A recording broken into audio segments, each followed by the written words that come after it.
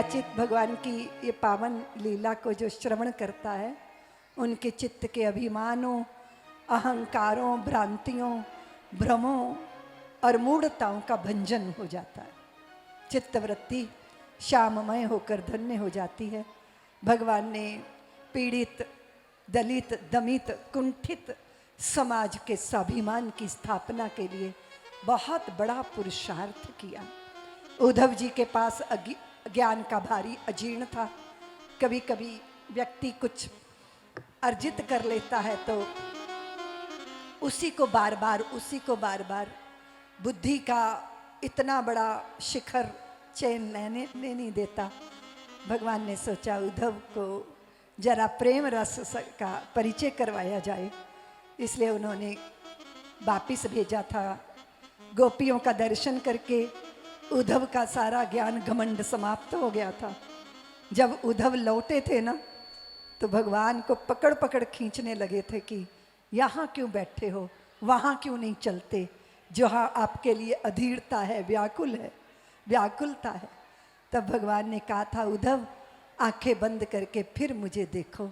जैसे ही आंखें बंद करके ठाकुर जी का दर्शन किया तो भगवान के रोम रोम में ब्रज जन समाये थे, गोपी ग्वाल समाये थे, यशोदा नंद मैया वो अभिन्न है मुझसे, वो मेरे में ही है, मैं उनमें ही हूँ।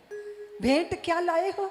गोपियों के चरणों की रज लाया हूँ अपने लिए, और आपके लिए छकड़े भरे पड़े हैं। नंदराय ने बहुत कुछ आपके लिए भेजा है।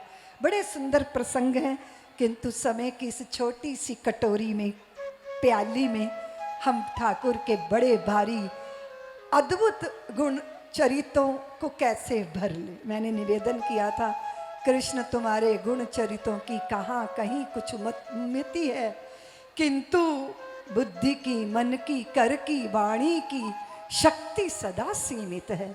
हमें तो वहाँ देखना है जहाँ भगवान वसुदेव देवकी को धन्य करते हैं और स्वयं उनको उज्जैनी के अंदर संदीपनी मुनि के आश्रम में विद्या के लिए भेजा जाता है। भगवान जिनके चरणों से विद्याएं निःसृत होती हैं, उन्होंने गुरुकुल की व्यवस्था का पोषण करने के लिए वो उज्जैन में पढ़ने गए थे। मैं सारे शक्ति क्षेत्र के बंधु भगिनियों आपके साथ साथ, क्योंकि YouTube चैनल पर, फेसबुक पे सारा विश्व इस कथा को सुन रहा है, मैं सबका आह्वान करना चाहती हूँ कि अगर भारत का, भारतीयता का और हमारी अपनी संस्कृति संस्कारों का रक्षण करना है तो गुरुकुलों की परंपरा उसको स्थापित किया गया है, उसमें अपनी संतानों को संस्कार देना बहुत जरूरी है। अगर बच्चे पढ़ लिख कर ऐसी जगह से वापस आते हैं कि उनको अपने माँ बाप मूर्ख लगते हैं, तो इसका मतलब हम धन खर्च करके अपने दुश्मन स्वयं तैयार कर रहे हैं और अपने धर्म के विरुद्ध नास्तिकता को तैयार कर रहे हैं। इसलिए वो समाज जो अपनी संतानों के हृदय में अपने धर्म को ना स्थापित कर पाए, तो फिर संतानों के माता पिता बनने का कोई अर्थ नहीं रह जाता। बच्चे आपकी संपत्ति ही संभालने के लिए नहीं है, वो आपकी परंपरा के संवाहक बनेंगे। इसलिए उनका हृदय अपवित्र ना होने पाए, वो विद्या अर्जित करें। गुरुकुलों में 18 विषयों की, और इस देश में जब अंग्रेज ने सोचा कि मैं इस देश को गुलाम बना लूं, तो उन्होंने गुरुकुलों के ऊपर ही बलडोजर चलाए थे। जब इस देश के अंदर पापी आक्रमणकारी आक्रांता आए थे, हमारी पटना में कथा थी शायद, तब हमारे सभी साथी गए वहाँ पर, देखा कि कितना बड़ा विश्वविद्यालय था वो नालंदा का, इतना बड़ी लाइब्रेरी थी, और उसको जब जलाया इन आक्रांताओं ने, सालों तक आग लगी रही। और आप हैरान हो जाओगे कि जिस पापी ने उस लाइब्रेरी में लाखों हमारे धर्म ग्रंथों को जलाकर राख कर दिया, उस जगह के स्टेशन का नाम उसी पापी के नाम से आज तक चल रहा है। इससे बड़ी मूढ़ता या बेहोशी किसी समाज की हो सकती है क्या? जिसने हमारे गुरुकुलों को नष्ट किया, हमारी धर्म ग्रंथों की पांडुलिपियों को नष्ट किया, आज भी उनके नामों से शहर और स्टेशनों के नाम हैं, क्योंकि हिंदू समाज को इसके बारे में कोई फिक्र ही नहीं होती, लगता ही नहीं, स्वाभिमान पे चोट ही नहीं लगती। कई बार मैं हैरान होती हूँ कि इतनी क्यों मूर्छा है। ये भी मूर्छित आपका जो मन है, इसे जगाइए, देखिए कि हो क्या रहा है। आज भी दुनिया में आप बड़ी बड़ी यूनिवर्सिटी में पैसे वाले लोग अपने बच्चे भेजते हैं और वो हमारे बच्चों का माइंड वॉश कर देते हैं। वो बच्चे अपनी संस्कृति संस्कारों को जो है वो पाखंड आडंबर समझने लग जाते हैं। कितने साल तक ये सब हुआ आपको मालूम है? कितने साल तक इस देश में बॉलीवुड ने ऐसी फिल्में हमें परोसी जहां ब्राह्मण ही बलात्कारी दिखाया गया, जहां जनेऊ धारण करने वाला या चोटी रखने वाला मजाक का पात्र बना, जहां पर अगर अच्छी शुद्ध हिंदी कोई बोलता है तो वो हंसी का पात्र बनाया गया। ये सालों तक इस देश में चला और आप भी वो फिल्में देख देख के दांत निपोर निपोर हंसते रहते हैं। दिल में चोट नहीं लगती, बुरा नहीं लगता कि ये हमारा मजाक उड़ाया जा रहा है। आपका किस तरह आपको अंदर से खोखला किया गया है, इसका कभी ख्याल करो तो एक एक एक एक बात पर ये बात सामने आ जाएगी। अगर आप भगवान का नाम लेते हो तो आप पोंगा पंथी हो, है ना, और इब्तदाए इश्क में अब अल्लाह जाने क्या होगा आगे, ये आपको ठीक लगता है ना, ये इसमें आप बड़े मस्त हो। तो इतनी आत्महीनता। मैंने एक बार मार्क तुली की एक किताब पढ़ी थी। वो बीबीसी लंदन के पहले पत्रकार थे श्री राम जन्मभूमि के आंदोलन में। उन्होंने सारा उस आंदोलन को अपनी आंखों से देखा था। उन्होंने एक पतली सी किताब लिखी है, पढ़िएगा जरूर। आत्महीनता की शिकार एक ऐसी जाति जो स्वयं की हत्या कर रही है। और उन्होंने उस हिंदू अपनी हमारे बारे में, हिंदू जाति के बारे में लिखा। ये तो भगवती भारत माता का कृपा है कि उन्होंने हमें ऐसे प्रधानमंत्री दे दिए कि जिन्होंने राम मंदिर पे भव्य शिलान्यास करवा के राम मंदिर के निर्माण को, काशी विश्वनाथ के कॉरिडोर को, और अभी विंध्याचल में भी उद्धार हो रहा है। कोई तो ऐसा लोग कहते हैं कि अरे अब एक और बड़ा नेता है, वो बहुत बकवास करता है। वो कहता है हिंदुओं, ये योगी और मोदी जब नहीं रहेंगे ना तब हम तुम्हें देख लेंगे। हमने उसको कहा कि एक योगी एक मोदी, ये तो अभी भारत की धरती को धन्य कर रहे हैं। भारत भूमि की लाखों हिंदू माताएं हैं जो सैकड़ों योगी और मोदी को जन्म देने की सामर्थ्य रखती हैं। ये सनातन की ध्वजा है, ये इसी तरह फहराएगी। जो सनातन नहीं मिटा कंस की हुंकार से, जो सनातन नहीं मिटा रावण की तलवार से, वो सनातन क्या मिटेगा आज की इस तथाकथित बकवास से। हमारी गहरी जड़ें गहरी हैं, पर जिस तरह का व्यवहार हो रहा है वो उचित नहीं है। अभी अभी आपने देखा होगा हमारे यहाँ भूदेवों का हम सम्मान करते हैं क्योंकि वो ज्ञान के धनी होते हैं। देखो आपके शरीर में भी कोई ब्राह्मण है, आपकी मति आपकी ब्राह्मण है। आपने देखा आपकी मति, ये बुद्धि, ये जरा सा भी हिल जाए ना स्क्रू तो फिर शक्ति क्षेत्र में सड़कों पे कचरा बीनते फिरोगे, पागल हो जाओगे। ये हिलना नहीं चाहिए, ये संतुलित रहना चाहिए। ब्राह्मण हमारी मति हैं और छत्री ये भुजा शक्ति ये और जो कमर वैश्य समाज है, अग्रवाल समाज है, ये लक्ष्मी के पुत्र हैं।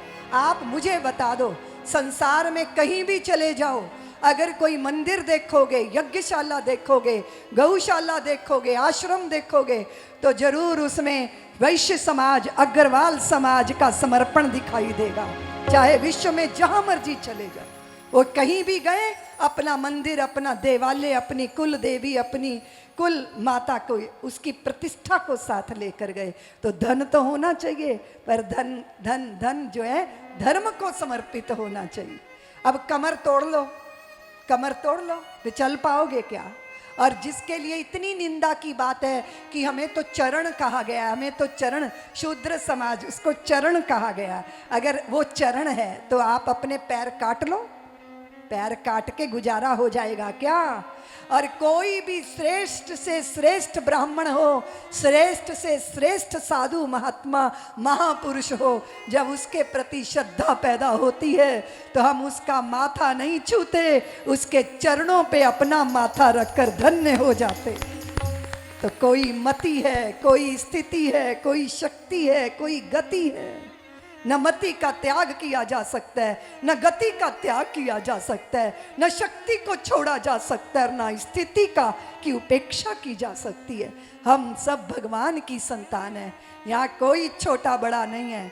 और अगर दलितों के साथ, दलित शब्द तो अभी आया, आपको मालूम है ब्राह्मण कभी कोई राजा नहीं रहा है। यज्ञ करना और करवाना, सदग्रस्त से लेना दान, स्वयं यज्ञ करना करवाना और स्वयं भी देना दान। और अगर बहुत सारी जातियां, वीर जातियां, वो किसको, चाणक्य ने किसको चुना था? चंद्रगुप्त कौन थे जब राज सत्ता पे मौर्य वंश को स्थापित किया गया था? वो सारी जातियां, वो चाहे कोई भी ऐसी वीर जातियां जो राजा थे, महाराजा थे, वो बड़े बड़े विस्तार थे उनके। जरा इतिहास उठा के तो देख लो। वो जो समाज सफाई कर्मचारी है, जिसको तुम भंगी शब्द कोई धर्म ग्रंथ उठा के देख लो, किसी धर्म ग्रंथ में जाति का उल्लेख नहीं है, वर्ण का उल्लेख है। और वर्ण स्वीकार किया जाता है। ब्राह्मणत्व का संस्कार लेके ब्राह्मणत्व जन्माया जाता है। और जिनको आप भंगी कहते हो, ये वो जाति थी जिसने इस्लाम स्वीकार नहीं किया था। उनका अपमान करने के लिए, क्योंकि हमारे यहाँ घरों में कोई कॉन्सेप्ट नहीं है, कोई कॉन्सेप्ट नहीं, कोई हमारे यहाँ शौचालय नहीं होते थे, सब बाहर शौच जाते थे, मिट्टी खोद के उस पर मिट्टी डालते थे, कितनी बार हाथ धोना, कैसे करना, वो सारी संहिता में आता है। लेकिन मान भंग करने के लिए अपने घर के मैले सर पे ढुलवाए उनके और उनको भंगी नाम दिया। उस जाति ने सुअर तो हम सबने पाले थे, हम सबने सुअर पाले थे, क्योंकि मुगल सुअरों से नफरत करते थे। अपनी बहू बेटियों की इज्जत बचाने के लिए हम अपने मोहल्ले में कोई वृक्ष होता था गुलामी के काल में, उस वृक्ष पे उल्टा करके सुअर को बांध देते थे और फिर सुअर चिल्लाता था, चीखता था। और जब सुअर के चीखने की आवाजें जहां जहां जाती थी, मुगल पापी वहीं से भागते थे। अपनी बेटियों की इज्जत बचाने के लिए हमने सुअर को इस तरह इस्तेमाल किया, रक्षा कवच बना के। पर धीरे धीरे धीरे सुअर पालना वो फिर अपने हमारे व्यवहार में आ गया। अगर मैं किसी भी पार्टी का विरोध नहीं करती, ना पक्ष लेती हूँ, लेकिन मुझे दुख इस बात का होता है कि अगर आज़ादी के बाद जिनके हाथ में सत्ता थी, उन्होंने भारत को सच्चे इतिहास का परिचय करा दिया होता, तो आज हमारी ये दुर्दशा ना होती, आज हम में इतना भेद ना होता, आज ये दीवारें जो इस तरह जातिवाद की खड़ी हो गई हैं, इतनी जाति अंदर घुसी है। अरे स्वाभिमान करो कि हम भारतीय हैं, हम राम जी के हैं, हम सनातनी हैं, हमारा एक ही परिचय है। इसलिए मैं ये विषय कहती हूँ कि अगर आपकी संतानें गुरुकुलों में पढ़ेंगी, इसलिए बहुत जरूरी है गुरुकुलों का जाल बिछ जाना चाहिए। ये जो आप छोटे छोटे बच्चे हैं तुम्हारे, है ना, उनके मुख में अंग्रेजी ठूंसने की कोशिश करती हो, अरे वो अपनी मातृभाषा से बात करेगा तो तुम्हारे ज़्यादा नज़दीक आएगा। इसलिए नन्हे बच्चों को मत करो। मैं अंग्रेजी का विरोध नहीं कर रही, क्योंकि इंग्लिश बिजनेस की भाषा है, उसे पूरे वर्ल्ड के अंदर यूज किया जाता है।